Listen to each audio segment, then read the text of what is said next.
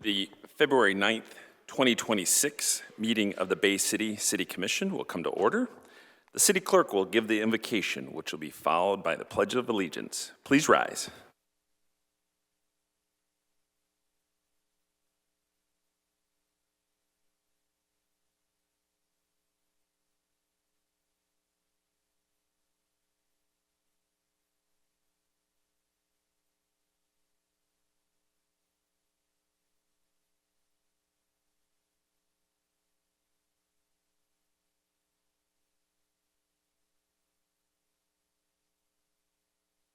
Will the clerk please call the roll? Commissioner Cubit. Here. Coakley. Here. Doyle. Here. Tenney. Here. Zanatti. Here. DeWitt. Here. Rumberg. Here. Charlebois. Here. Morris. Here. Mr. Mayor. Present, we have a quorum, and I don't believe we have any presentations. So next order of business is the adoption of the agenda. Is there a motion to adopt the agenda? Commissioner Kubit. Motion to approve. Is there a second? Commissioner Coakley. Second. Do any members of the commission wish to add an item? I personally do. You have before you on your desk, and I can read this, of Mayor Gerard, whereas the mayor of the city of Bay City has the duty under the city charter to promote transparency, accountability, and public interest in municipal governance. And whereas in 2025, the Bay City Commission adopted a resolution commonly referred to as a welcoming city or welcoming community resolution, which was subsequently vetoed by the mayor, and the veto was sustained by the City Commission. And where legal analysis and opinions provided by the city attorney informed the mayor's consideration of the veto and the City Commission's understanding of municipal authority, legal risk, and potential fiscal and operational impacts. And whereas the public has a legitimate interest in understanding the legal framework and considerations that inform the city's actions regarding the 2025 Welcoming City Resolution, and whereas disclosure of the city attorney legal opinions must comply with applicable law, including protections related to attorney-client privilege, and any release of such material requires formal authorization by the City Commission. Now therefore be it resolved by the City Commission of the City of Bay City, Michigan, upon request of the mayor that 1, the City Commission authorize upon formal approval the release of the public written legal opinions, memorandum, and formal guidance provided by a city attorney related to the 2025 Welcoming City Resolution to the fullest extent permitted by law. 2, the city attorney shall review such materials and prepare a version suitable for public release, including any legally required redactions prior to disclosure. 3, nothing in this resolution be construed to require disclosure prohibited by law or to waive attorney-client privilege except as expressly authorized by formal action of the City Commission. And 4, the city clerk shall transmit this resolution to the city manager and city attorney, shall maintain as part of the city's official record, and shall ensure that any released legal opinions or summaries authorized under this resolution are posted on the City of Bay City's website for public access before the February 16th City Commission meeting. Commissioner Kubit.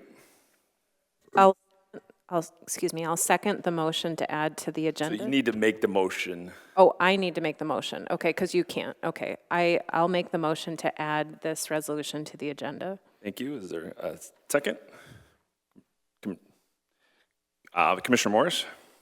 Second. All right. Is there any objection? Okay, roll call vote, please. Commissioner Cubit. Yes. Coakley. Yes. Doyle. Yes. Tenney. Yes. Zanatti. No. DeWitt. Yes. Rumberg. Yes. Charlebois. Yes. Morris. Yes. 8 yes, 1 no. Okay, the item will be added to the agenda. And now we need to vote on the, Will the clerk please recall the roll on adoption of the agenda as amended? Commissioner Coakley. Yes. Doyle. Yes. Tenney. Yes. Zanatti. Yes. DeWitt. Yes. Rumberg. Yes. Charlebois. Yes. Yes. Yes. Cubit. Yes. 9 yes. All right, the agenda for this evening has been adopted. Next order of business is the consent agenda. Do any members of the commission wish to make a change to the consent agenda?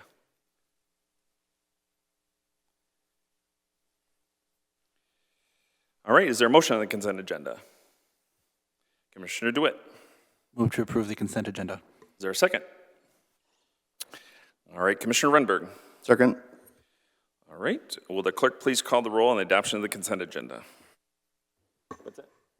Oh, I am skipping all around tonight. Yes, next order of business calls for public input on the consent agenda. This is the opportunity for citizens to remove an item from the consent for consideration on the regular agenda. If anyone in the audience wishes to make a change, please come to the microphone, print your name on the registration sheet, state your name and address for the record, and the item you wish to have considered on the regular agenda. Okay. Now, is there a I got. Okay, Yep. we're good. Will the clerk please call the roll on the adoption of the consent agenda? Commissioner Doyle, Yes. Tenney, Yes. Zanotti, Yes. DeWitt, Yes. Runberg, Yes. Charlebois, Yes. Morris, Yes. Cubit, Yes. Coakley. Yes. 9 yes. All right, consent agenda items have been approved. Next order of business calls for public input. Under the rules of the City Commission, each speaker will be allowed 5 minutes to speak. Commissioner Coakley will serve as the timekeeper. This is the opportunity for citizens to address the commission regarding any agenda item or any other matter. If anyone wishes to address the commission, please come forward, put your name on the registration sheet, and state your name and address for the record. We do ask that you be respectful in addressing the mayor and commission. Public input is a one-way communication. The mayor and commissioners cannot answer questions at this time. Please meet with them after the meeting if you need further information.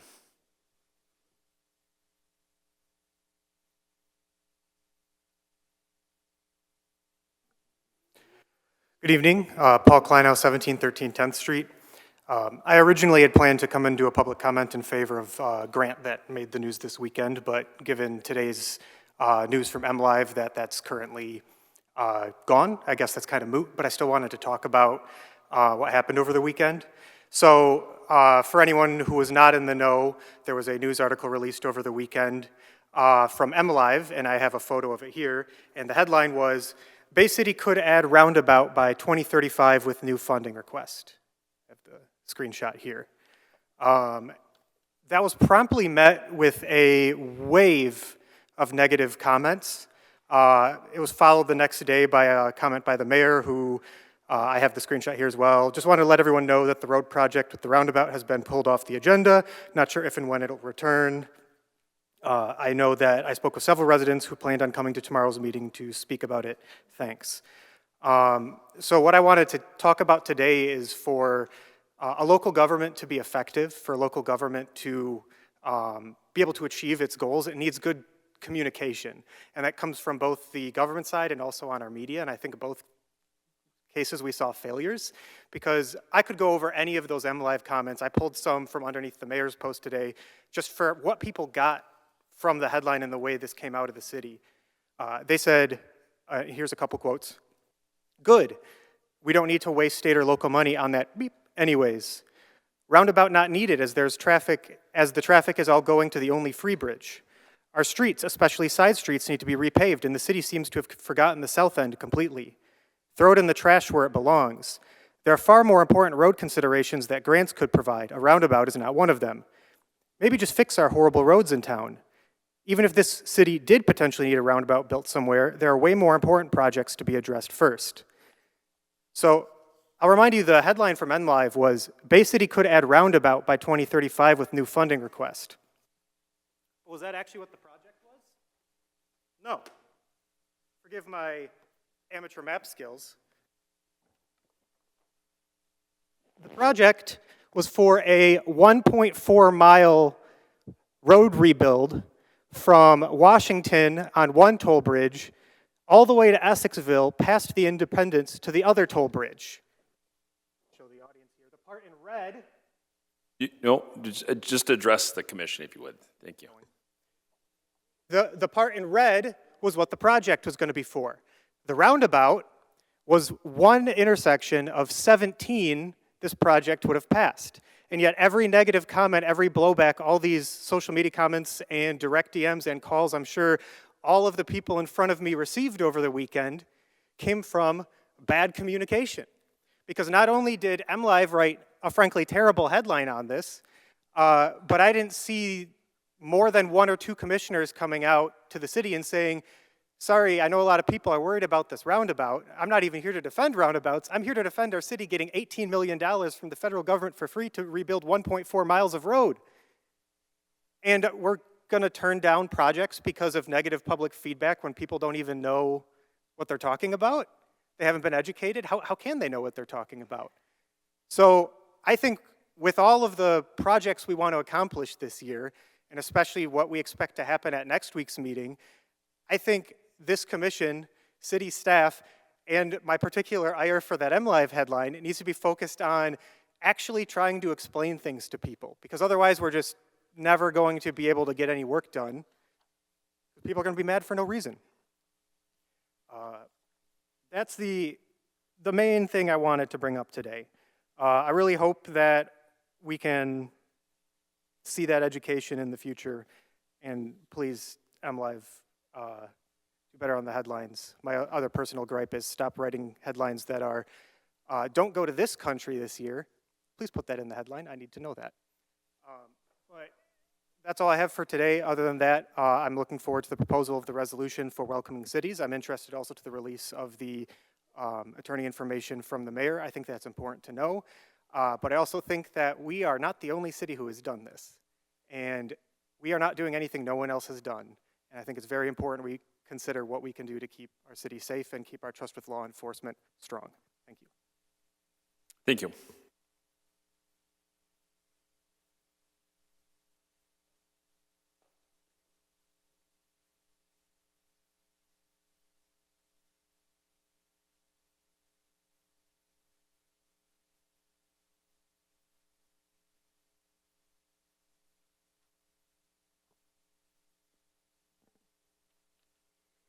Good evening, and thank you for the opportunity to speak. My name is Denise Davidson. I live at 1218 Marsack Street.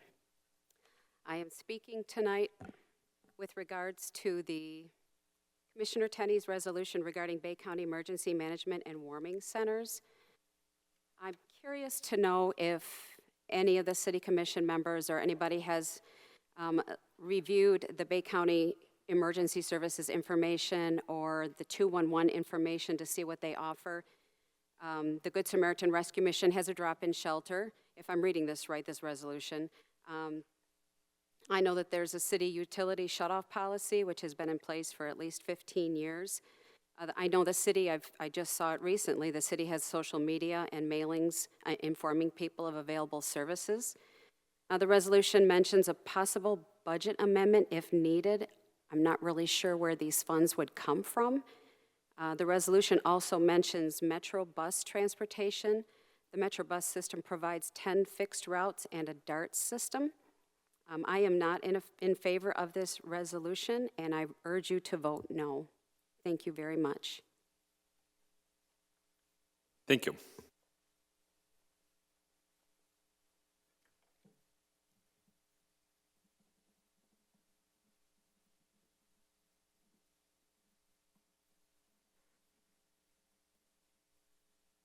Tracy Zane, 1321 Broadway. I came with a nice little speech, but I'm just going to speak from the heart again.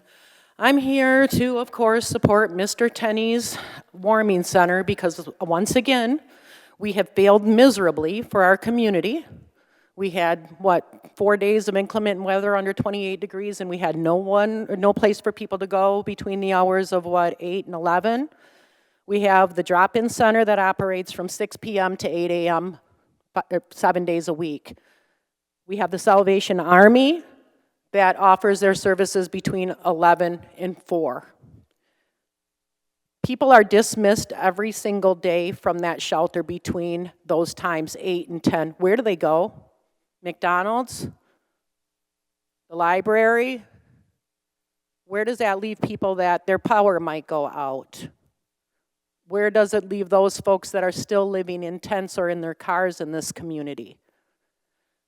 Communication, I'm going to ask that the transparency be a little better. Our 211 wasn't even notified of the warming centers that we had for this last snap. It came late in the day. Our commissioners didn't even know we had a warming center, and we scrambled, those of us who are on outreach with those folks in the community, trying to figure out where these folks were going to be during the day. We had one church in this community show their power. I didn't see a call to action for these folks for supplies. We're worried about a warming center and how it's going to come together. We've watched this in this community happen. Our community calls to action prove very significant for moments like this. Financials, we have HUD, we have continuum of care if it comes back. I think we can find a way to squeeze the budget and find a way to collaborate with the community to get some warming centers, at least daytime warming centers, because we have a night center. And then I do have a question of why wasn't that $400,000 facility that we just opened during the day for those cold weather days? It was under negative 20 degrees. We have a whole facility that wasn't even being utilized? Why? We just paid $400,000 for this, yeah? We're falling short. Stronger together, isn't that our motto in this city? If it is, we need to do something for the most vulnerable here. I think that we have enough nonprofits. I think that we have enough community power to make this happen, and I'm pretty sure we can squeeze some money from some budget somewhere, and if not, maybe we look to the community foundation to see what we can do with some of that money that we received for, narcotic reduction. There's money here in the city, and we need to do something, because if we're going to be stronger together, we need to find a way to help touch every person in this community. And that means our most vulnerable. Thank you. Thank you.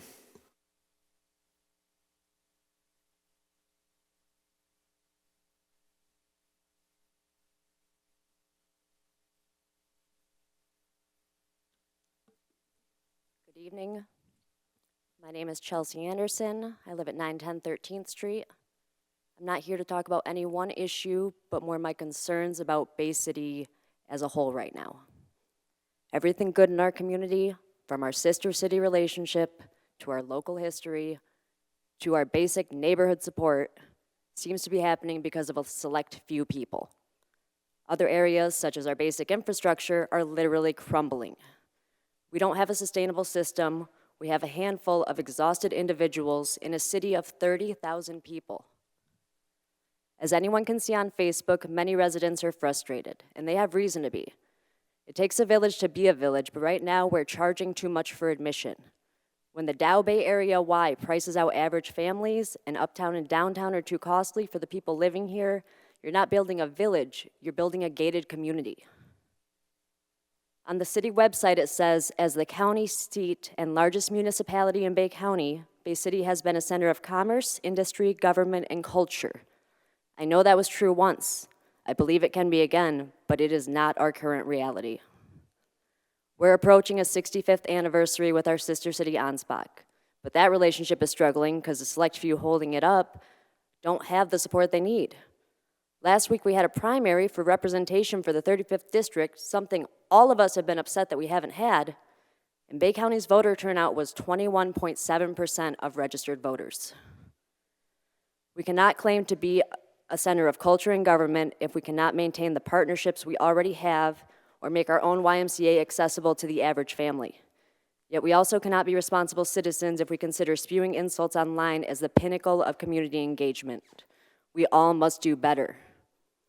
I'm here to ask of all of you, as you make decisions, such as choosing the new city manager, please do not just look at the bottom line. Understand that if you want a village, you have to make it possible for people to actually be a village. Stop relying on a select few while everyone else gets priced out. Thank you. Thank you.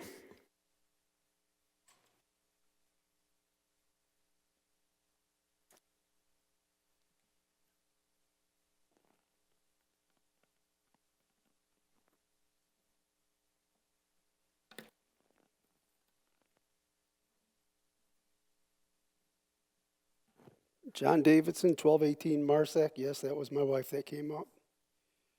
Mr. Tenney's resolution, I would urge the commission to bring that resolution, pull it, and refer it to staff, because I don't think Mr. Tenney did his homework. I'd like to know if he looked at the surrounding buildings that are empty. My gosh, I know a couple schools that are empty that were just vacated by the Diocese of Saginaw.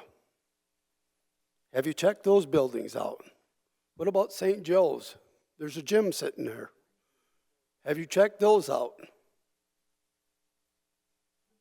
Find out who's the owner in it and see if you can find them some federal assistance to doctor those buildings up, to bring them up to code, and use it for a warming house. Thanks. Thank you. Anybody else like to come forward for public input?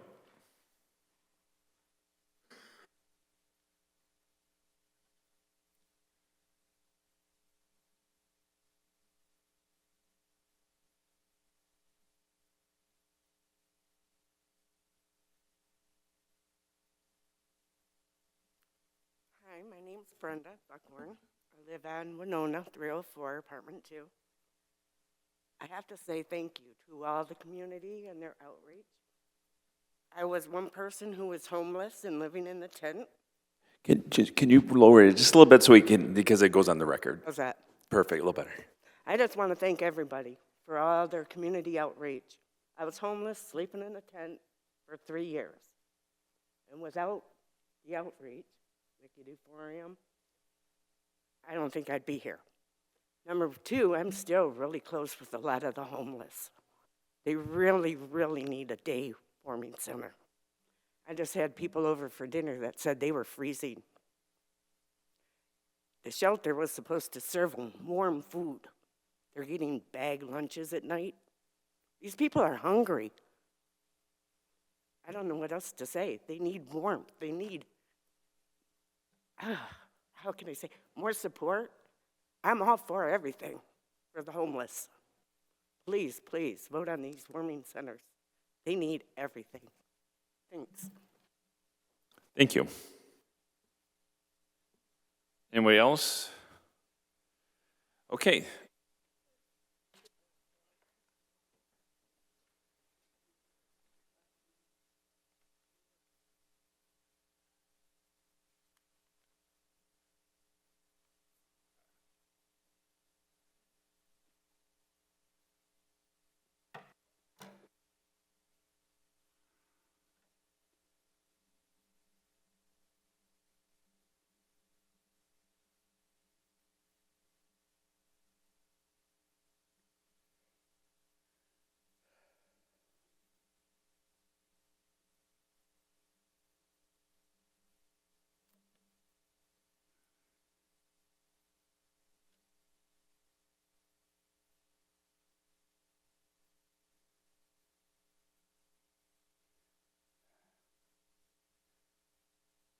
Charlie Congdon, Bay City, Michigan.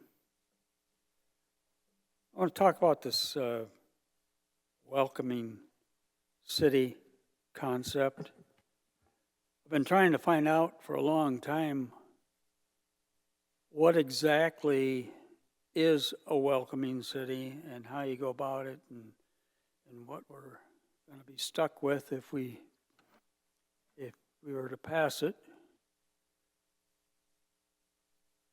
Finally, I decided to, just on my own, research it, Google it, so to speak. And I was rather surprised the things that are involved. There's standards that have to be met in almost every facet of government, in almost every facet of the private sector. And I think it's a big mistake. I haven't heard anybody on the commission talking about or explaining any of these standards. And if they're not met right now, or if we were to pass it, it would just be a suggestion. Certain departments should do this and that and the other thing. if that doesn't meet the standards that they want, then it's going to become, the implication is that it's going to become mandatory. And I think that's a big mistake. And I'd like to hear some of the commissioners discuss what it is and what it isn't. Not just a slogan to welcome people from outside so that we become a city like Minneapolis. I don't think we want that. So I know you can't answer my question, or you think you can't. You do have First Amendment rights.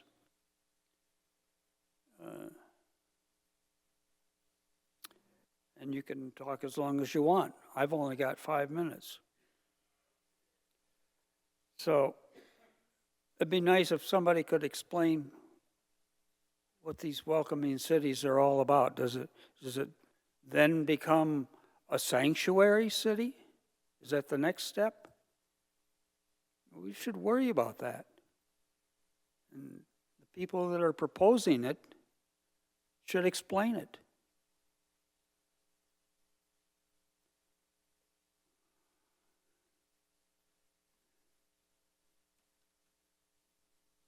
That's how we reach an understanding, is by discussing these things. This is a meeting room for the commission, for a meeting of the minds. So, thank you for listening. Thank you. Anybody else?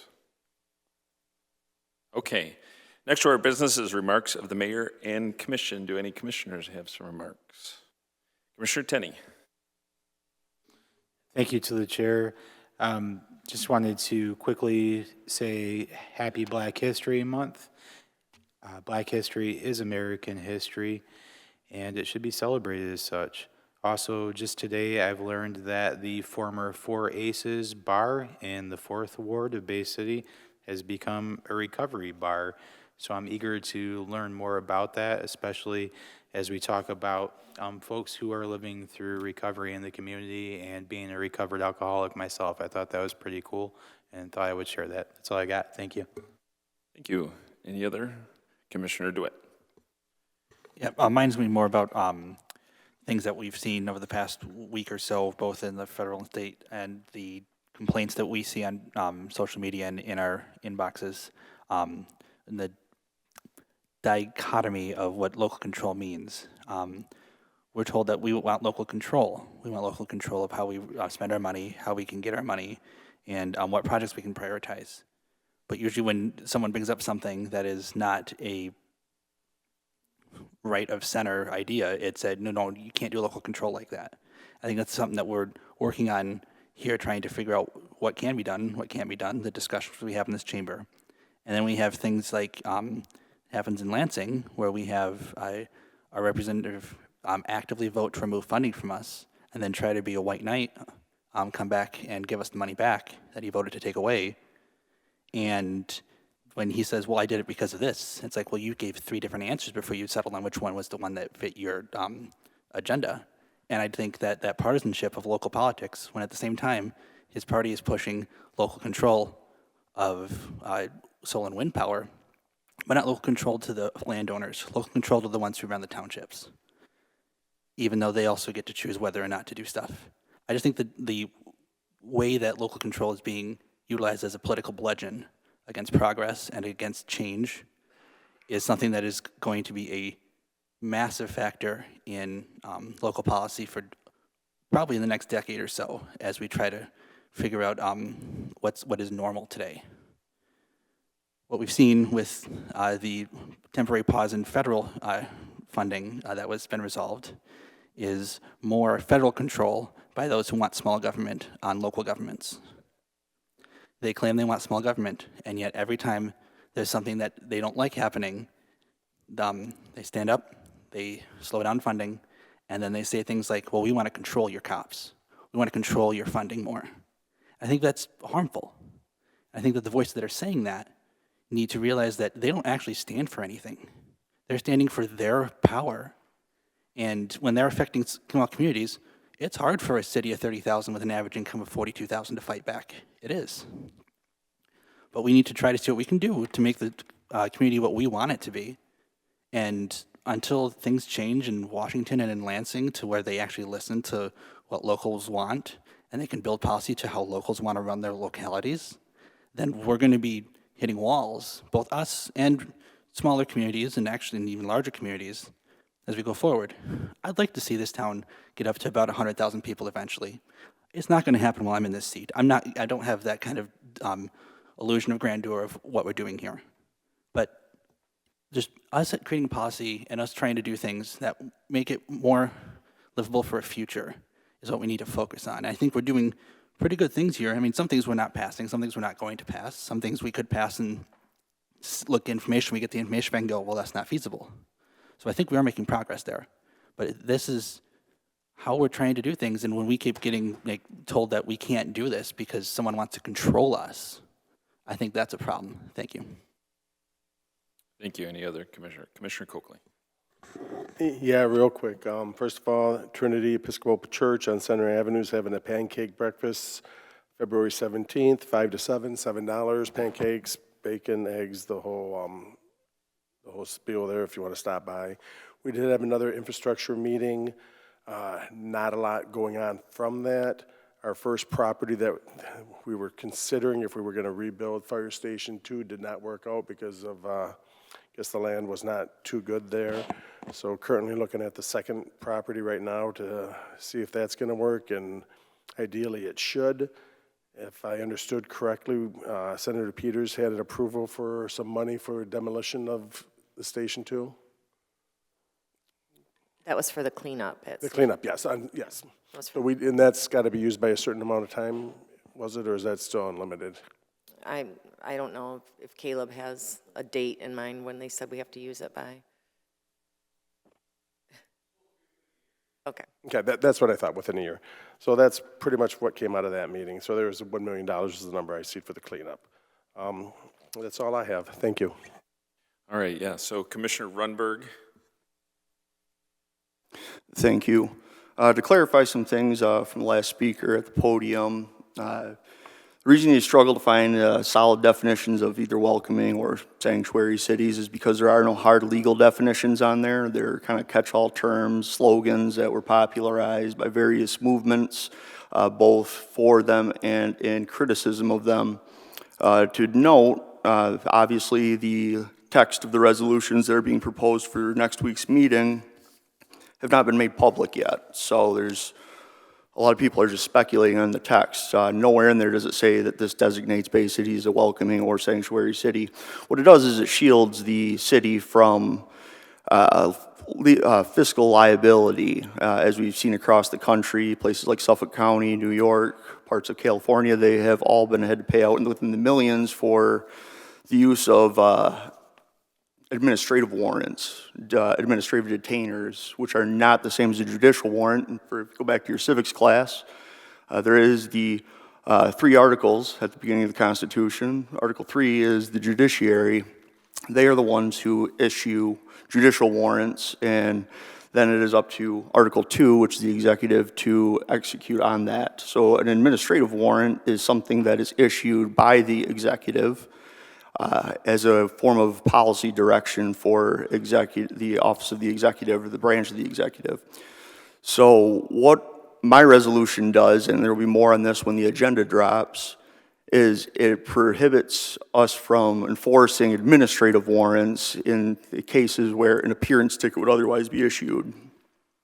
It goes further to ensure that anyone conducting legal enforcement within the city limits ensures that they have identification, that the agency is identified, and that they are identified by either name or badge number, so that we can have accountability and transparency within the city. of a lot more on this once the agenda drops and folks are able to actually review the text and they don't jump to media-hyped labels for what these resolutions do. But in the meantime, if you would like to discuss it directly, please don't hesitate to reach out to me. My line is always open. Thank you. Thank you. Commissioner Zanotti. Just wrong button. Just a couple things is was able to attend a school board meeting, and they did approve funding to rip down the old administrative offices on Walnut, which is really bad condition. They're going to add a ROTC program at Bay City Central, which will give us one of the only ones, I think, north of Flint. That's pretty much all I got. All right, thank you. Commissioner Shalwa. Yeah, I was wondering, what was the $1 million for? Is that to clean up the PFAS contamination? It's Station 2, current site. Yeah, well, why can't it be used to clean up the PFAS contamination and remodel the building? So I went to so you got to go through the chair. So that's all. Now we go through the chair. Nobody else. It's always been that way. That's Robert's rules. No, so it isn't. You don't run the meeting that way. When it's not going Commissioner, your way, Commissioner, that is not how we through conduct the ourselves. chair. How much money is available, and is it to clean up the PFAS contamination? So through the chair to the city manager or to the commissioner. I'm talking to Commissioner Coakley. He's on the committee. Are you the chairman? They're the chairman. So you have a question about it.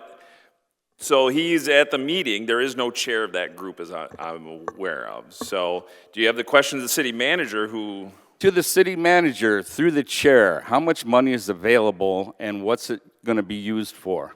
So the grant was approximately $980,000, just short of $1 million for the cleanup.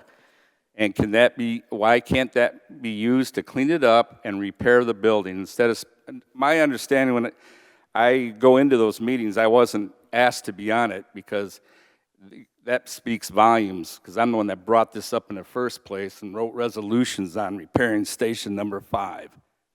So my question is, so the latest I heard was we're going to build a brand new station at $5 million. It's going to be on the river, which is prime real estate, which should be condos that someday they'll pay taxes on when it's developed.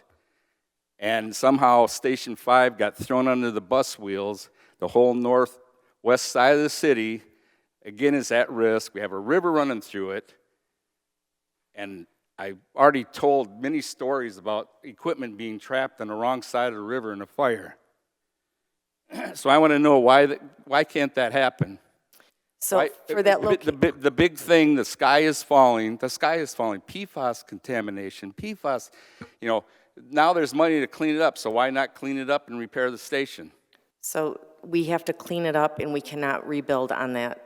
Who says we can't rebuild? I didn't say rebuild. I said just repair the building. We can't do any of that because it's still hot at a level underneath. Underneath the building? Mm-hmm. The stuff I saw, it's all flowing towards the river. It's not for that station. It's probably a good thing too, because the other way there's a school. Yep. So someone's saying we cannot rebuild there? Yep, Who is that exactly? So we're working with our professional that works here at the building that has a lot. She used to work for AKT Peerless, doing environmental. Is this a state agency? Yes, but that it is going to be too hot to put an employee there. Even if we do clean it up, we'll cap it. We could probably use it for some other city function, but we cannot have anybody spend the night there.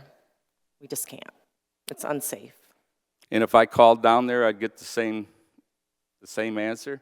Yeah, I mean, we can bring her to our the smoke meeting. that gets blown around here is unbelievable. Okay, well, we can have What about Station 5? So do you want her to answer your questions, Commissioner? She is answering my question. Okay, but the way you're abusing the city manager is inappropriate. So I didn't say anything nasty. I didn't abuse her. I'm asking questions. Okay. Yes, I'm very emotional about it because I've been fighting for this since before I was a commissioner. And I was wondering why the people don't get what they want. I think the best thing to do is come to the meeting next time and we can go through all of this, and I will have her there to explain the contamination. The meetings I go to, it's filled with department heads and people hanging out. There's no input from people. Well, it's open to the public. All right, that's all I have. Okay, thank you. Any other commissioner? I do have just a couple of things. I do want to thank the clerk's office for running it sounds like a pretty smooth election. So good job to the crew, and we'll have another special election up in May. I do appreciate the speaker commenting that it would be nice to see an increased amount of participation, 21.7%. We can do better. I agree with that, and hopefully. So the city itself is only 17%. So yes, absolutely. Hopefully we'll see an increase in participation. I know it's a special election, but that representation is really important for our community because they advocate on behalf of us to make sure that resources are coming in and both sides of the chambers are represented and advocate for those dollars. The $1.6 million that was removed from the allocation to the city, having a senator in that place to advocate for our community would have been vital, and we didn't have that representation. So, so definitely, I know our state representative has resubmitted that request. I hope on our House of Representatives, since it was duly appointed already or allocated towards our community as a reimbursable to our community, I hope that they listen to that request and grant that. It has an impact on our budgets this year, and you know, basically that's $1.6 million that gets stripped out of road projects for our community. And I heard a lot of talk on the state level about road projects, but to cut $1.6 million from our community when I hear daily how terrible our streets are, absolutely ridiculous. So I hope they expedite that if they can, because that's, to me, unacceptable. I do want to mention today, I've been actually meeting with a group from the Bay County Prevention Network, so I become more educated and aware about the substance use disorder issues in our community. I hear a lot of dialogue sometimes about the availability of Narcan. You see around our community these boxes that have Narcan availability.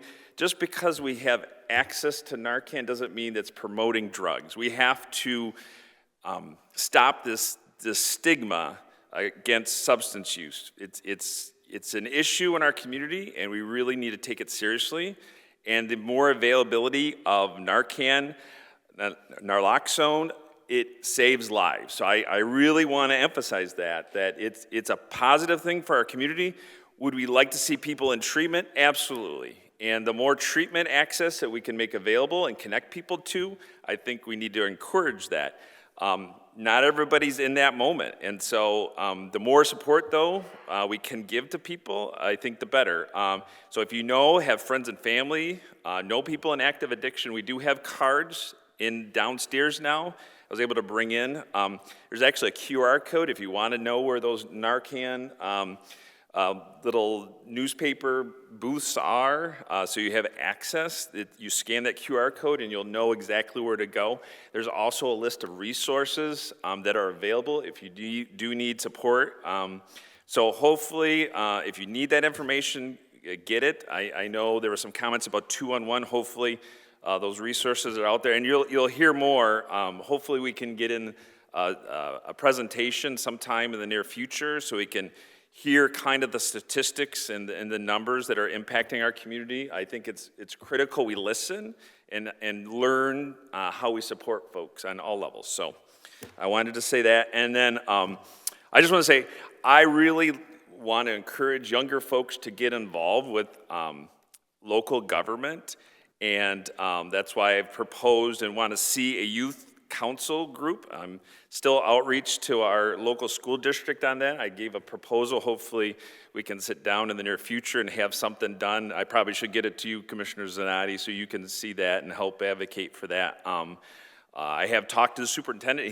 It's on his to-do list, But I think, you know, the more we get involved, and it really tickled me pink. I got a letter a few weeks ago from a 10-year-old in our community that wants the toll bridges off, which I understand. Everybody wants the toll bridges off. I absolutely want the toll bridges off too. But to get a youth engaged and want to try to make a difference is pretty cool, right? So we can encourage that more. I did respond to him. I haven't heard back from him yet. Hopefully, if he does hear this or get word that I've heard him, and definitely want to sit down with him. Love to have him in the chambers and kind of talk about local government and being involved. So that's what I have for this evening. Do we have any public hearings? Oh, city manager, I'm sorry, I'm skipping ahead. All right. I'll try to be quick, so you We had something from Commissioner Cubit. I don't know if it was in order. Right. Commissioner Kubit. And the city manager is probably already planning to talk about this, but just to request for her is an update regarding our search for the request for proposal, and then also, if possible, to give maybe an update regarding that grant that was the hope, but then got pulled. So just a bit of an explanation for everyone. All right. We did get a quote back from our company that is doing our zoning ordinance to look at the data center information. It came back at $2,600, so I'm assuming that's probably okay with the commission to go forward with that, because it's a pretty small amount for someone to do that for us. I just want to let everybody know that the locals are being plowed today and tomorrow, so they plan to finish them up tomorrow. Obviously, we still have to go around cars, so you're going to have some spots that still have some snow out there. The governor is releasing her budget this Wednesday, so we're all looking forward to seeing that document. In addition to that, I got the report today about our statutory and constitutional revenue sharing payments, and everybody is pretty much going down in the state. In Bay County, we are the lowest. That is going down. It's 0.8%, so it's about $41,000 that we'll be losing with those cuts for the revenue sharing. Another item, yes, I did put that information all at your seats about the build grant. I thought it would be good for all of you to have that information to share with your constituents and to be able to answer questions with factual information. The speaker that was up at the podium earlier, obviously we don't dictate what the local journalists put in the paper. We dictate their headlines or what they put into it. It was very clear in the cover rec that we were doing the whole project and not just the roundabout. So it obviously is up to him of what he's going to print. And this is just for submission for the grant. This isn't for the project. That project would come back to the City Commission to approve. So we needed to have commission approval to submit for that grant. Unfortunately, there were some things that happened after we put it on the agenda. On paper, the project aligned really well with the build's merit criteria. We worked months on this, and I don't say we, it's our grant writer that's at DPW. She has worked months on getting this together because it was a big haul. And more information was coming in. We were working with our senator's office to give us things to bring up into our grant submission that would help us get to the finish line. Even though it worked out good on paper and it was meant to be a good project, however, the project we would score well from merit and policy perspective, but getting down to the nitty-gritty, they look for their return on investment from these projects. And so in this case, we would be unable to qualify or quantify more than approximately $4 million of the ask. We have a strong safety record at that intersection, and one thing that they're looking for is if there's a lot of accidents or injuries at that intersection, and our record is pretty good there, so that would also disqualify us, because they're looking for something that's a priority that has to be done right now to serve our community. So unfortunately, we had to pull that back out. We've had further conversations with Senator Peters' office. We'll work on next year's submission to see if there's something that comes up that's more critical. But I do think that you can use this information I gave you to share with anybody. Okay. And just briefly, I'm going to speak for the clerk right now, but election information is available to run for office in her office and also on our website. So if anybody needs to get that information, there's also deadlines posted there. And our RFQ that went out for the consulting, for looking for a consulting manager to help us with our search for a new city manager, those bids are back Wednesday. So once I get all of those, as of today we have 5. And once I get all of those, I will share that with you on Wednesday night so you know what they are. And we'll soon start to set some interviews to do that. And I know a couple commissioners asked about the process, if everybody was going to be involved or if it was just a select few. So I did share with the officers tonight. You can either just do the small committee as mentioned in the RFQ, or you do a special meeting and interview them all together, which we could do too. We'll just have to know what your pleasure is. And I think, let's see. Oh, one more thing. Today, and Commissioner McDonald-Rivet and another, I'm sorry, not Commissioner McDonald-Rivet, I'm going right back. Congressman. Senator, yeah, Congressman. She is introducing a bill to support local roads and bridges. Probably not going to help us at this point, but she is concerned about when locals go to their state government and look for help, in our instance, because she knew what happened to us, and there was no help for us, and we were turned away. So she's trying to make it easier for people to get funds for their roads and bridges in the local communities. So more to come for that, because it was just introduced today. And that's all I have. All right, thank you. All right, will the clerk please read the next item of business? Regular Agenda 1, Commissioner Tenney's resolution regarding Bay County emergency management and warming centers. Is there a motion? Commissioner Tenney. Move to approve. Is there a second? Commissioner Runberg. Second. Discussion. Commissioner Zanotti. Oh, good. Use your microphone. Could we get that resolution read for the record? Because it was it was already submitted, it is actually in the record already. I mean, you can read it, but it is already in the record officially. You all set, Commissioner? Okay. Any other discussion? Commissioner Kubit. Yeah, I really appreciate the effort to talk about how we can do better, especially when we have really very, very cold temperatures as we've had, and do better as a community. So I appreciate the call to action. I guess I do have a number of questions that I would like answered, some of which were brought up during public comment.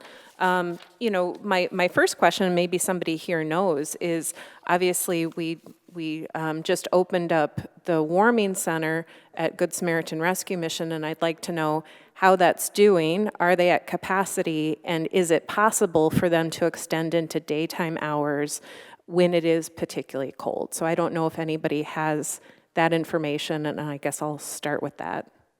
Sure. I think the manager is looking up some information. I know the director had submitted some stuff. This was just recently, and he did say that they were averaging about 20 people a night that were coming in for services, which that's pretty good.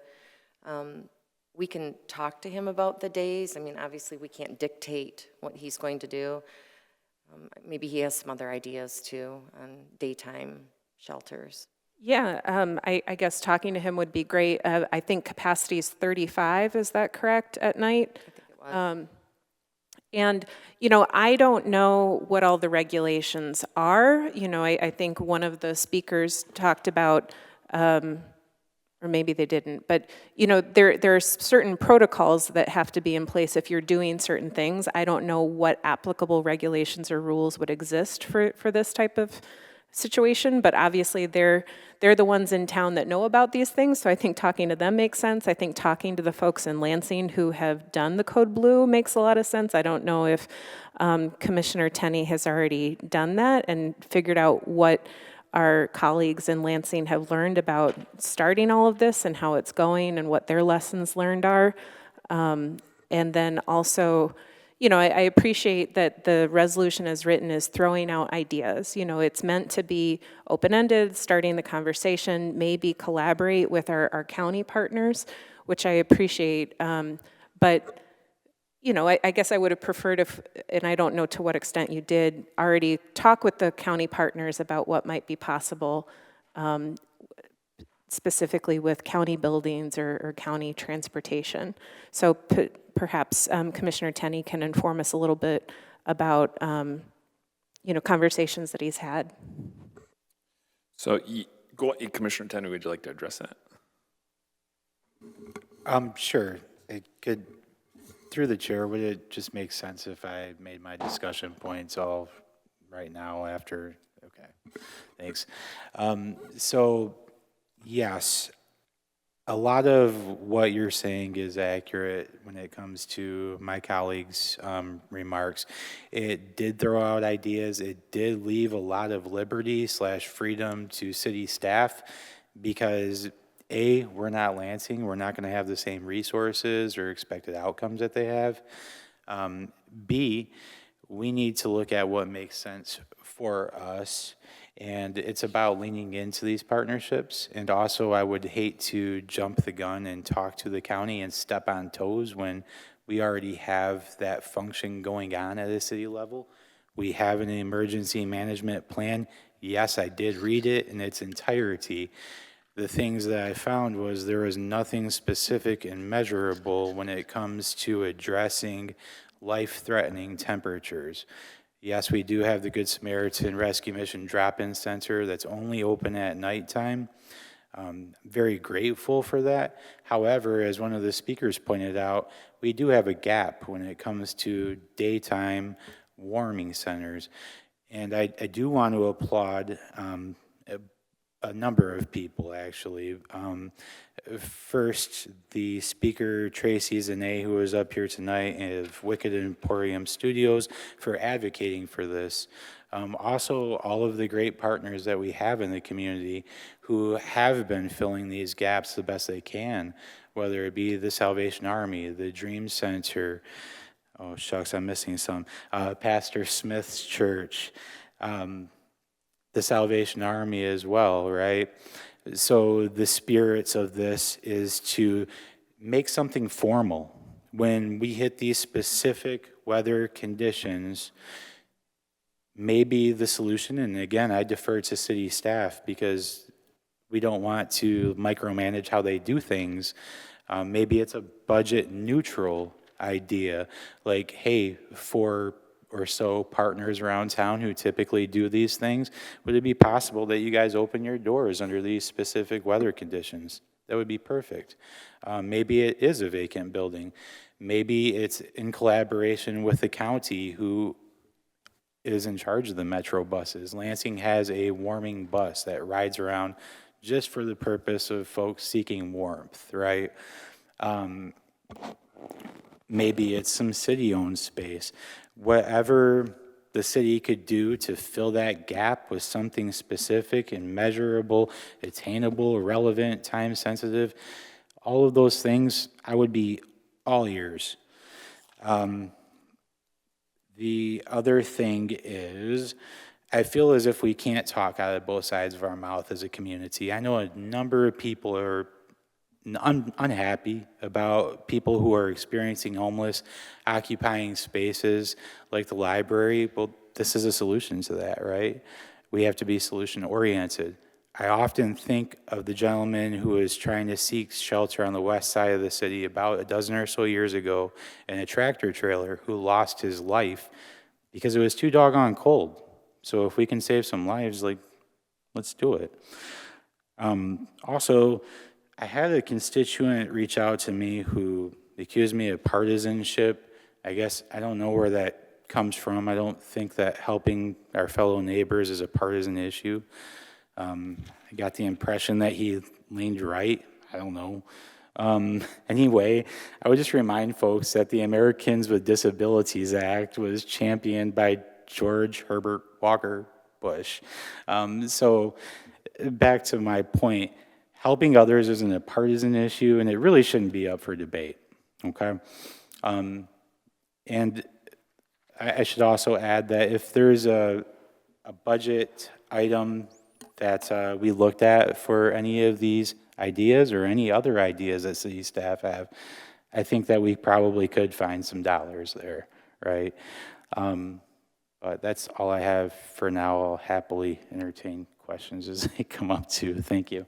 Hold on. Okay, Commissioner Cubit still has the floor. I think that hopefully that answered some of your questions that you had. Yeah, it did, but I see others want to speak, so I'll defer to them. Okay. But I guess where I'm going with this is, it's a great idea. There's deferring a lot to staff, so I guess my takeaway from this would be, well, why don't we work with staff a little bit more to hash out something more specific? Is I guess where I'm going with it. So I don't want to cut short the discussion. I want everybody to speak, but at the end of the discussion, that seems to be a reasonable takeaway to really dig in and get more specific. So I'd like it to be in a more complete version, and I would make a motion to refer to staff, but I don't want to cut short the discussion. So I'm not going to make it yet. I'm just Okay, so you telling want to hold that. off before you, okay. So the intention is to refer to staff, but, all right. Commissioner Coakley had it, and then I know there's some. Thank you. Yes, love to fill the gaps. I definitely agree.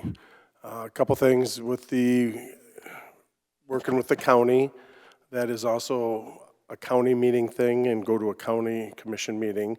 Use of the community center, I did reach out to multiple people pertaining to that, and it's not gonna work. They just had new gym floors done, they don't want any cots on them. They're busy all day long. They deal with the Meals with Wheels, senior activities, and everything else there. They just do not have any time and room there to use that. Running the Bay Metro buses, once again, that's a county thing and should be brought up to the county commission to see if they would be in favor of doing that. I did not get a hard no on that, but it's just still something that they would like to have been approached with beforehand on this, just to get their input on it. If not, if we're not using the community center or anything else, where?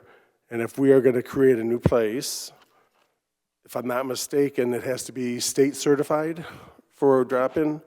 We have to have medical staff on site for that, insurance. Other staff would have to be on site also for that. Yeah, we would have to. And that's at the city. Make sure you're. Oh, I'm sorry. Following process. So that we would have to have medical staff there serving it, insurances, and then just bringing whatever building up to code if we go to something that's abandoned right now. Yeah, the staff that we currently have, they can't do it. They don't have the social skills. Right. That's fine. It just sounds, I mean, I would like to have hard dollars and cents before we start just saying, let's make budget amendments for things. Yes, I would like to see it done. I still think that our nonprofits and our churches are a wonderful avenue for this, and if we could help them, that would be great. And maybe take an opportunity to reach out to some of them and see if we can fill that 8 to 11 gap, or even try to get a little bit more throughout the day. The overnight, we're still running at a little more than half capacity. So that's, we're not in the need of anything quite there. A little disappointed to hear about the bag lunches. I mean, I would like to find out if they were mandated to serve warm meals or just a meal. It was discussed when he came Yeah, to the presentation. Yeah. Yeah, and basically, if we're gonna pull money from somewhere, I'd like to have a hard fact where we're gonna get that money from. You know, just be a little more refined in that. But yeah, I agree with Commissioner Cubit on this one. I would like to get a little more hard facts on that, dollars and cents. Under this one, it's single digits, which is 9 degrees or lower, and 5 inches of snow. would be curious on the number of days we average a year that this would be put in place with the Code Blue, with those parameters, just to get an idea of what we are. You know, I know this year it's a little bit higher than most, so. All that being said, yes, definitely would like to get something going on this, but I would just like a little bit more concrete things involved with it, actual dollars and cents being with that. Thank you. Yeah, so, okay. I do want to bring up, Mr. Streeter did, there were some emails went out. He did request, I know there was a lot of folks asking for information. He asked that I somehow coordinate working with the city manager, like if there are specific information, maybe we can gather that we're looking for, and we can ask him, maybe there's some kind of like quarterly kind of information that he provides to us. So if you have that, maybe you can send it, or unless we're already receiving some of that. No, we're not, but the agreement did say that it was just going to be semi-annually. And I Okay, think okay. He was just struggling to do it every single day when he was getting calls and requests. Okay, But it's yeah. semi-annually is what we agreed to. Okay, so it's already in the books, but I know a lot of people, because it is so new, I know a lot of people had questions, so. All right, I know we have Commissioner Runberg and Commissioner Shalawa next. Thank you. So I just want to make sure I'm understanding the plain language of the resolution. From my understanding of it, and please correct me if I'm wrong, if there was any sort of financial impact, budgetary concerns, anything like that, it would be entered in on the consent agenda. It doesn't say we have to have a solution within 30 days. It just says that any ideas that they do have will be provided to us within 30 days. And from what I understand, this basically just is directing city staff to explore the ideas that they have and gives them permission to liaise with the county. So I feel like this is still effectively addressing the concerns that my colleagues in the 1st and 2nd Ward have articulated. If there is any ideas that they have, we'll have those provided within 30 days. And if there's any sort of financial impact, we would have that entered in on the consent agenda, and we can then have a discussion there if we decide to pull it from the consent agenda. So I know it's cold out now. Hopefully, I hear we're supposed to get some warmer days coming up, and 30 days out, we'll hopefully have even more warmer days. But this is something that we drag our feet at our peril on trying to get some actual movement on this. So that's all I have to add to it. All right, thank you, Commissioner Shalawa. I just wanted to know if there's, if the city has anything in place for like a natural disaster. Say we have widespread power outage and it's wintertime. Do we have anything in place for that? All right, this is manager. That's what the emergency management plan is. Okay, is that a county thing or a city thing? It's a county thing. So And we are countywide. on that, yes. So there's steps in place for if those things happen, it's not like, oh, we better hurry up and do something. Nope. There is stuff in place. So I guess I just want to say it can't be that much of a stretch that this could come into play for this when it's really cold and bad weather conditions. I mean, you know, it's not funny. It's like, 32 degrees is the cutoff point, freezing, you know, in some cases, and that's a little too low. But that's what I was wondering about. It would seem like it wouldn't be that much of a stretch to say this is a cold blue, and that would fall into place. That's all. Thank you. Zadi. Just a couple points. I think first of all, you know, I'm glad that this gap was pointed out, and I agree that, you know, we've kind of cleaned up the housing thing at night, but it never made sense to me that in sub-zero weather you say your time's up and, you know, you put them out in the cold. So there's not, I don't have any debate there, okay? I have a couple issues with the resolution.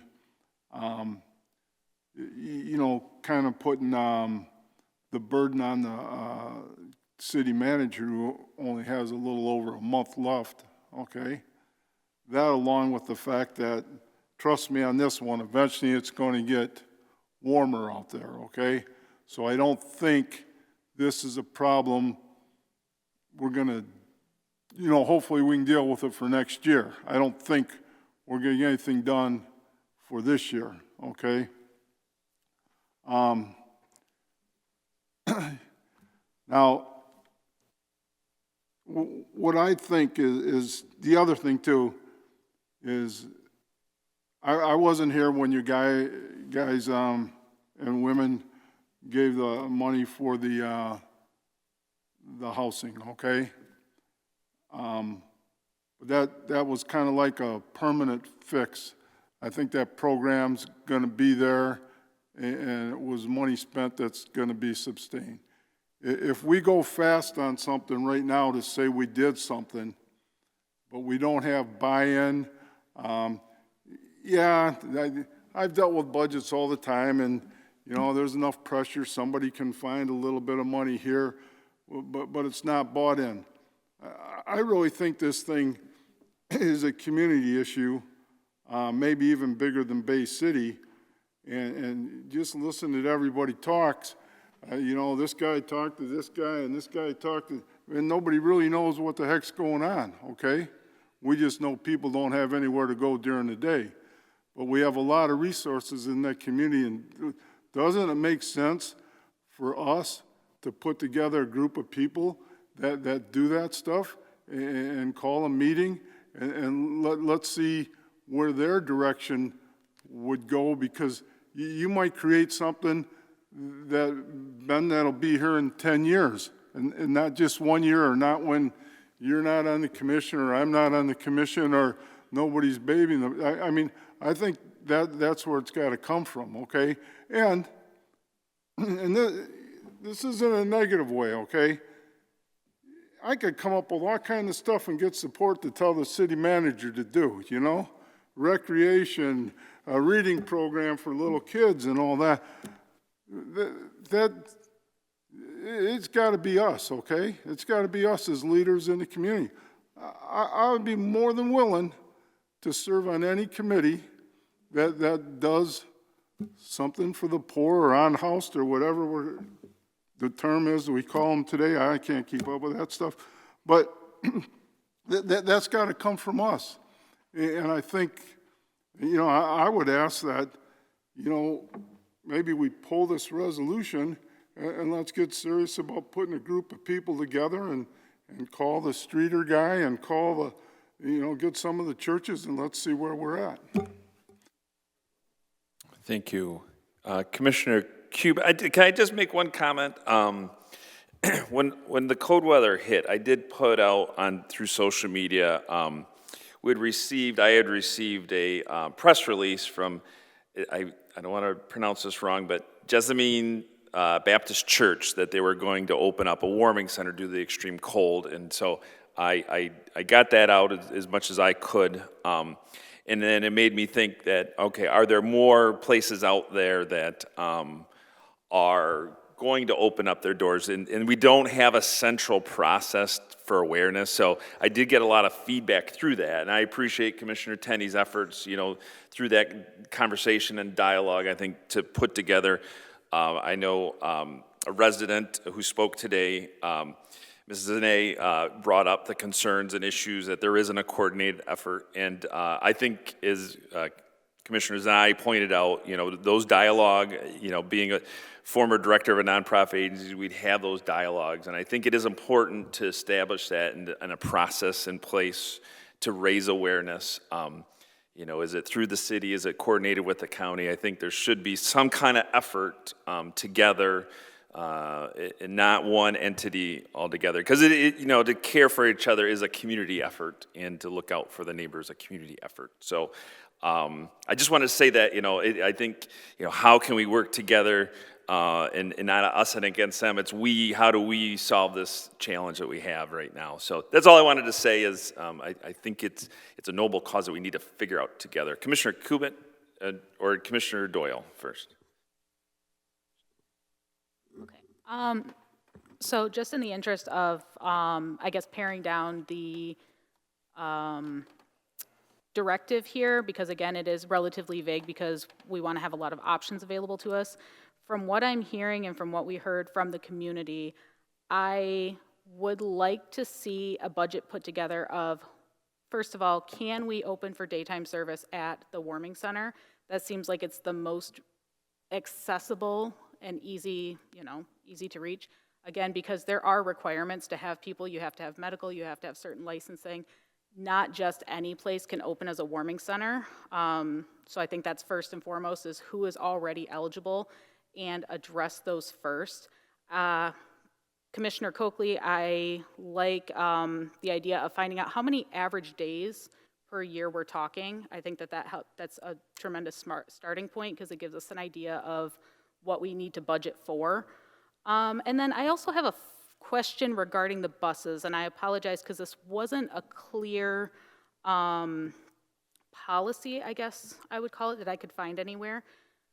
Currently with the Bay City Metro bus system, are people getting kicked off the bus for being on it too long? Are they able to get on the bus, ride around for, say, an hour or two, warm up, and then get off? Do we know what the policy is? No, through me to the city manager doesn't know, and I don't know, to be honest with you. That'd be a good, we can ask that question. Okay, it's just something that I was thinking about, tried Googling it and really couldn't find a clear answer. Whether people could say only ride that route the one time they make it back to the bus station, okay, you got to get off, or if it's... It does look like Commissioner DeWitt has a comment, so go ahead, and Commissioner DeWitt. As someone who has ridden the bus before, what they do is you get picked up, you can stay on the loop until you get back to Central Station. They'll give you a transfer ticket or a token, I don't know what they're using right now, and you can wait outside on that outdoor platform for the 10-ish minutes while they have their break and rotate buses to one. You get one transfer per fare, and that's the end of it. So technically you could get up to 2 hours, but you have a gap in the middle, and you don't know if you're going to end up where you started. Thank you so much for clarifying that. That is the process that I was aware of many years ago when I used the bus, but it's been quite a while. So maybe another area to look at too is how many of these people have access. Can we provide funds for some free fare to get them on a bus, help them get to a location, or even stay warm for an hour or two? That's a little bit more of an immediate thing that we can do during the daytime to get people out of the cold, even if it's just for a couple hours. All right, thank you. All set, Commissioner Tenney? Thank you to the chair. Yep, real quick, to the point about the warming bus, that was something that they do in Lansing. I did read their entire Code Blue policy. The two things that I thought that we could do here is the specific weather conditions, A. B, it would be in partnership with the county, of course, which, again, the county does have their emergency management plan that we're a part of collaborating with them on, right? But they have a specific bus that says warming bus on it. It's not a regular route bus. Anybody can jump on there, sort of thing. Also, to my colleagues' concerns, I don't think we need to look at this as a this or that. We could have this or a committee, or we could have this if we had some more specifics. The specifics are being left up to city staff because, again, don't want to micromanage them. I think that we could trust them to come up with the best options. When it comes to it being burdensome to the city manager on our way out, I hear that concern. My hope, I guess, is that it wouldn't fall directly on city manager's lap. She would be able to delegate this out. But anyway, that's all I've got. And I just, again, want to explain my deference to city staff because I feel like we could trust them. And my 7th Ward colleague mentioned that if there are dollars tied to whatever plan they do come up with, it would come to us for approval anyway. So, and also, I would underscore the urgency of this, as some people have alluded to, like the sooner the better. So a referral to staff would take more time.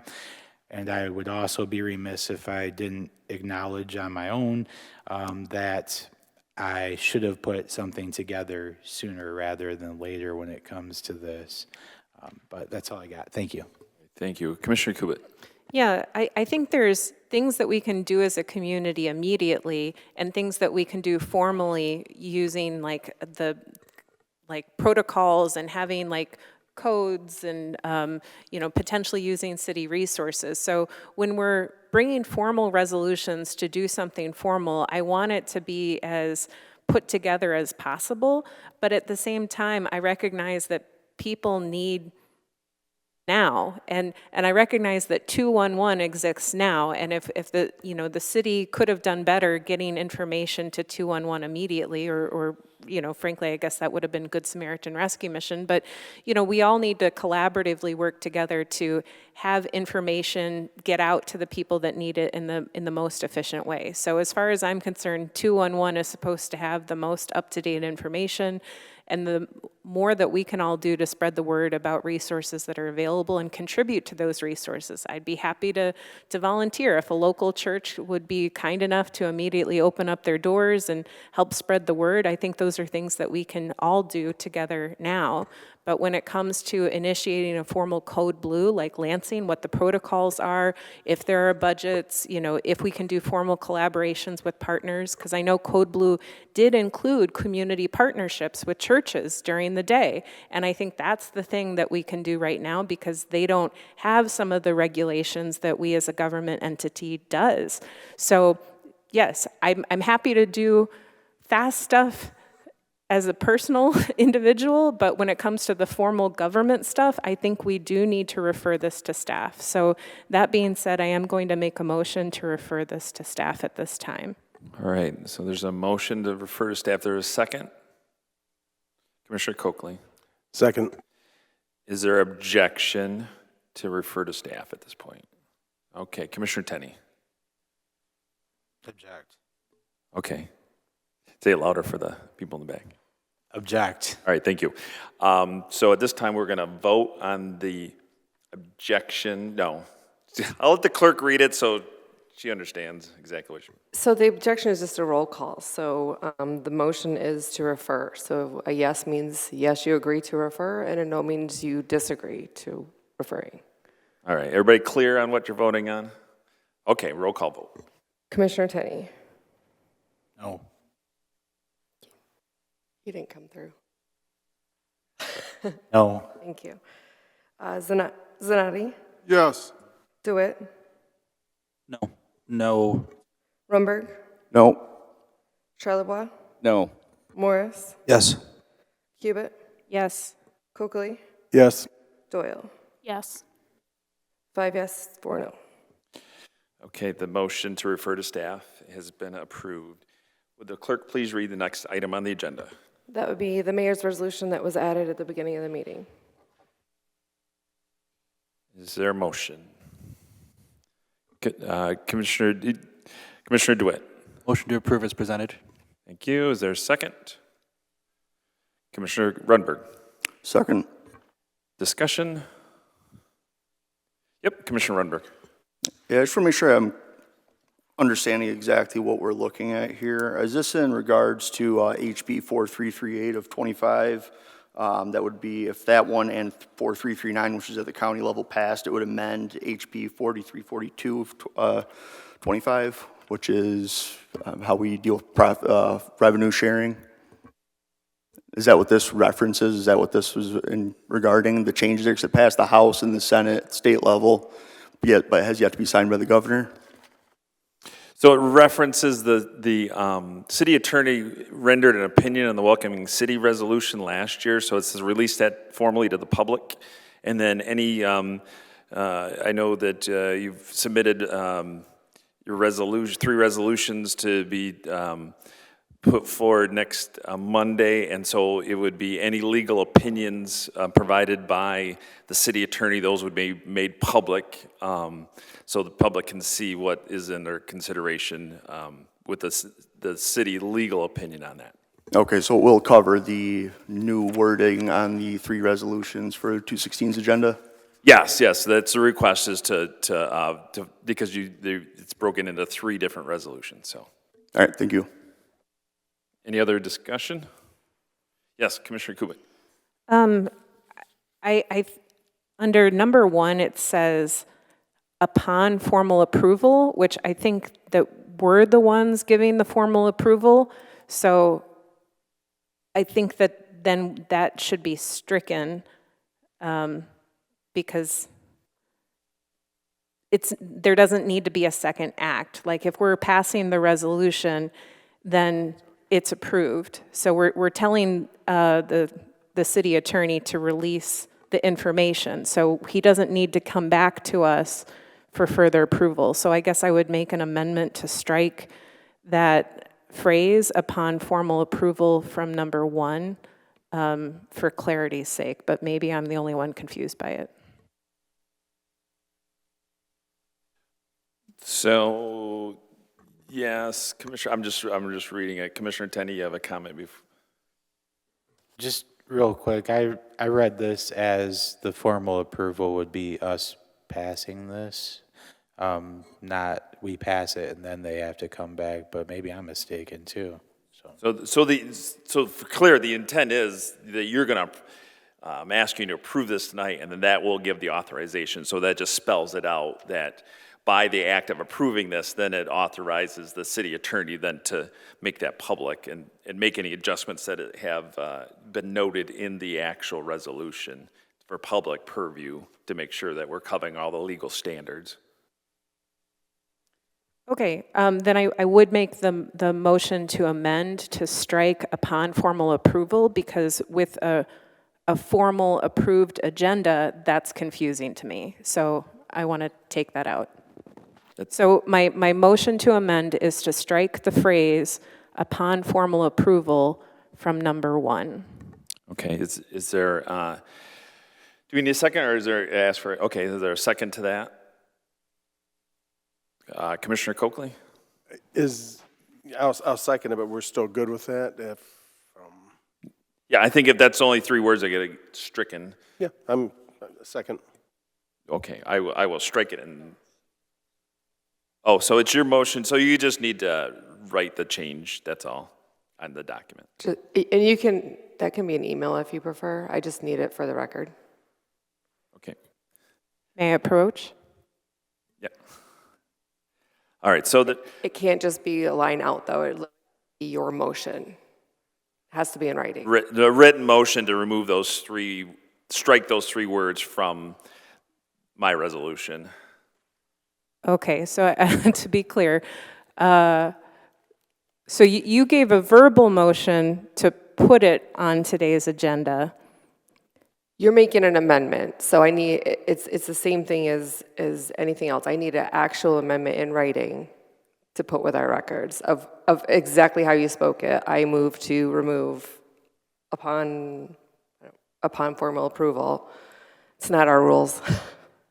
Okay, I'll scribble something out right now. I don't think anybody cares that much, but I do want us to be exact in this body. That's all I'm trying to do, but I don't want to waste anybody else's time. All right, so the motion is in second. Any other discussion? Seeing that, Commissioner Rundberg. Well, we're on the amending, just based on the language on here, it does say the city attorney related to the 2025 welcoming city resolution. There isn't, I mean, I guess in a way we could assume that the 3 resolutions that are going to be on next week's agenda are related to it, but they are different resolutions, and there's no real wording in the resolved clauses that instruct that explicitly we are covering the upcoming resolutions in that legal opinion. So I'm not sure if anyone has any ideas on how to reword that to make sure that we're clear on that, so we're not basing the opinion off of an outdated resolution. Okay.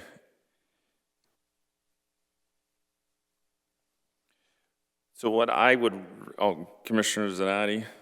I just want a short version of why we're doing this. Okay, I read the resolution. Yep. But it's my understanding in legal matters that if you don't have to release your legal opinion on anything, you don't want to, because at some point it could have to stand up in court, okay? And so if we're not obligated, and then is this based on the veto from 225? And then we're going to tie the resolution that might happen next week. This thing just doesn't seem to make much sense to me. I mean, I'm voting no all the way because, you know, I've been through some legal stuff on boards, and this just doesn't seem like something that's very smart to do. Thank you. Thank you. So the purpose of this is, yes, there is rationale and reasoning that goes into thought processes why we approve or disapprove of various resolutions that get presented before this body. And for the sake of transparency, I think that the public has a vested interest in knowing the rationale why decisions were made the way they were. And so I personally feel that this would be appropriate so they would know the city's legal standing and views from the city attorney, why if we vote a certain way, what that impact is on the community. So I think it is a vital interest of the community to understand what our legal representation has informed this body of before we make a formal vote of a decision that could make a pretty significant impact to the community. That is why. No, use your mic. Go ahead. Okay. Commissioner Coakley. So do we need to add something saying 2026 on there? I think we could add on there any future, under the number 1, any future welcoming city resolutions. And I'll have to write that up. So can I make that up? I can't. No, so it'd have to be, so we would have to address that and any future welcoming city resolutions, which would include Commissioner Tenney's. So they would be after City Commission authorizes, we're going to be striking under formal approval. City Commission authorizes the release of public written legal opinions, memoranda, and formal guidance prepared by the city attorney related to the 2025 welcoming city resolution and any future welcoming city resolutions to the fullest extent permitted by law. So Commissioner Coakley? Commissioner Cubitt's adding it on right now with the one she's doing. So it'll be, both of them will be on the one sheet of paper she has. Okay. I know she's writing out. Is that I'll let her rate it and then. So do you agree to those changes, both Commissioner Cubitt, who made the original, and Commissioner Coakley? Yes. So I'm writing out right now, motion to amend. 1, I move to strike the phrase, upon formal approval under number 1 of the mayor's resolution regarding the release of the city attorney's materials regarding welcoming cities. And then 2, I move to add the phrase, and any future welcoming city resolutions in 2026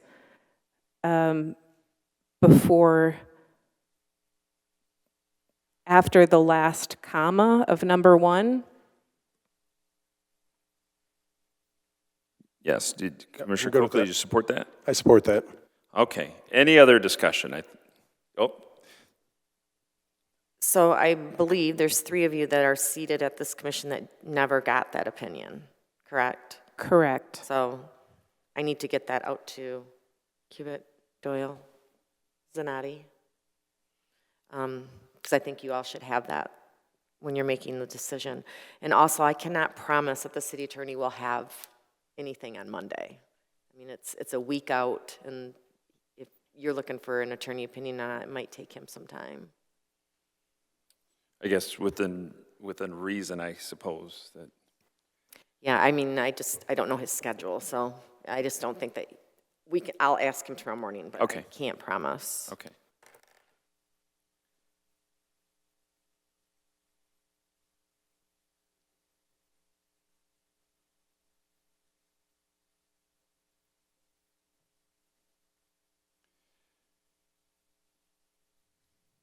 Okay. Approach.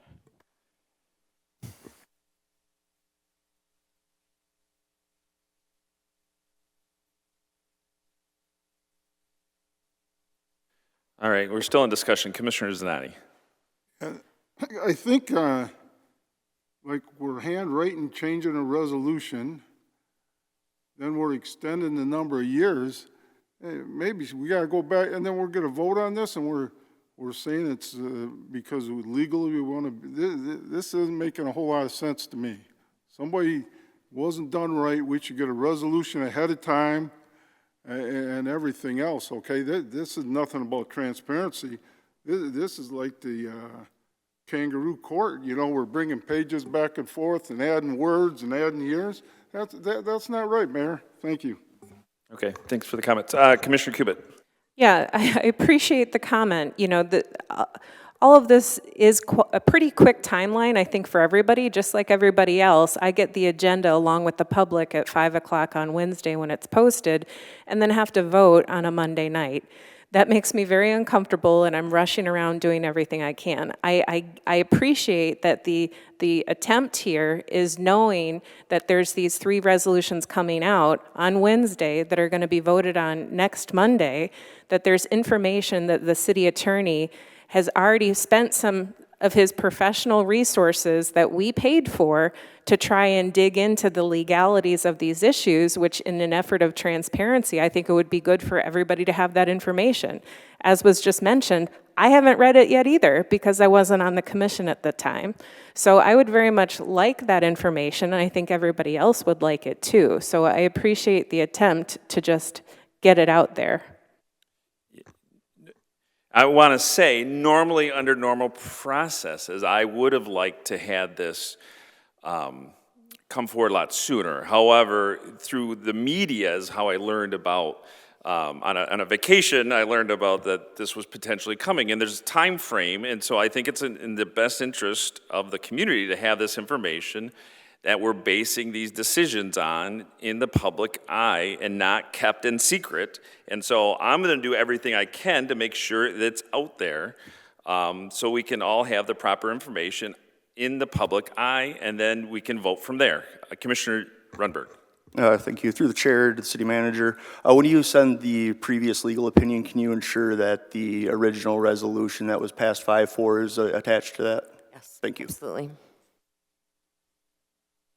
All right. So there's been 2 changes, adjustments. Anything else before we vote?